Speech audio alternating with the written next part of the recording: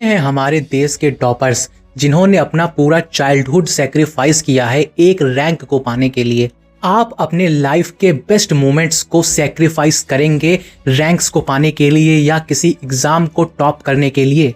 अबे आप या तो ये कहेंगे कि मैं तो अपने पीक टाइम को एंजॉय करूंगा, या तो फिर आप अमिताभ बच्चन के फिलॉसफी पे चलेंगे। जब हम लोग छोटे थे तो कहावत होती थी कि पढ़ोगे लिखोगे होगे नवाब, खेलोगे कूदोगे होगे खराब।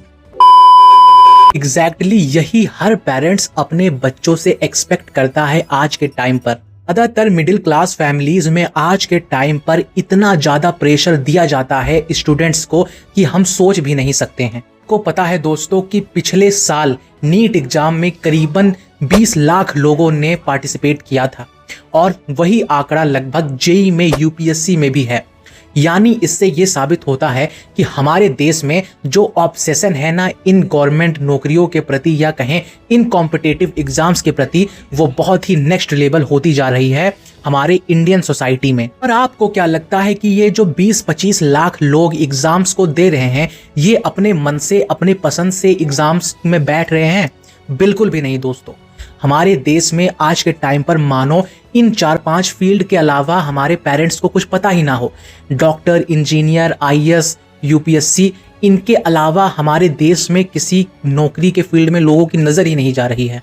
इन्हीं सब कारणों की वजह से, सोसाइटी के प्रेशर की वजह से मानो आजकल के स्टूडेंट्स की लाइफ एक रोबोट से भी बदतर हो चुकी है।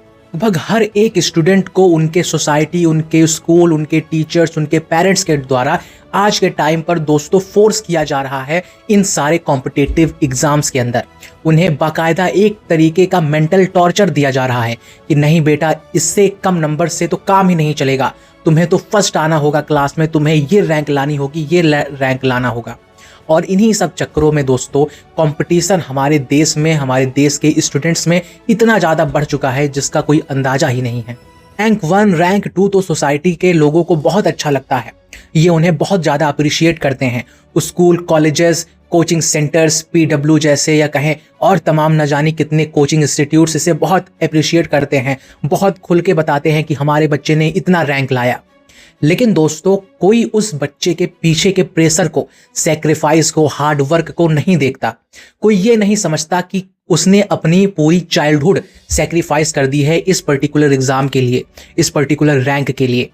इवन उनके माँ बाप, उनके पेरेंट्स उसे इस दलदल में ढकेलते हैं।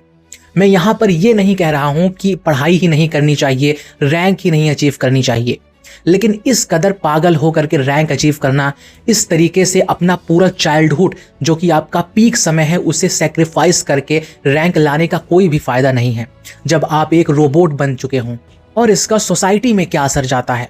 सबसे बड़ा खेल तो अब शुरू होता है जब किसी का रैंक 1 या 2 आ जाता है और हम उसे सेलिब्रेशन करते देख लेते हैं। हमारे देश के पेरेंट्स को लगता है कि यार ये लोग कितने खुश हैं, अब तो उसकी ज़िंदगी संवर गई है, अब तो वो करोड़ों का पैकेज लेगा। हमें भी अपने बच्चे को फोर्स करना चाहिए, हमें भी अपने बच्चे को इनकरेज करते रहना चाहिए कि भाई तू भी रैंक ला, तू भी पढ़, तू भी डूब जाए इन सब में। लेकिन हम कभी अपने स्टूडेंट्स से, अपने बच्चों से उनके पैशन के बारे में नहीं पूछते। हम ये नहीं पूछते कि क्या सच में तू वो बनना भी चाहता है, क्या तू वो नौकरी करके, तू वो जॉब करके खुश रहेगा भी। एज ए सोसाइटी हम ये सवाल नहीं पूछते, हमारे अंदर हिम्मत ही नहीं है। हम तो इवन जब बच्चा पैदा होता है तभी ये सोच लेते हैं कि भैया ये तो डॉक्टर बनेगा, इनका लड़का तो ये बनेगा, इनका लड़का तो वो बनेगा।